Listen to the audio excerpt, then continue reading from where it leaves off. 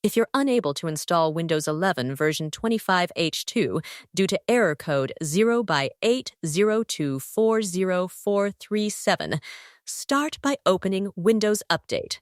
Pause updates, then resume them and check again. If the issue continues, type Services in the Windows search box and open it.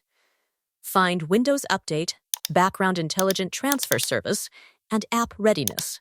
Double-click each one, set the startup type to automatic, click Apply, then Start if available, and restart the services. Next, run the SFC and DISM scan commands. Open Command Prompt as administrator and run the provided commands one by one. Wait for each scan to complete fully, then restart your computer and check for the update again. If it still doesn't work, use the Windows 11 Installation Assistant from the official Microsoft website. Download the tool, run the .x file, and install the update if the option appears.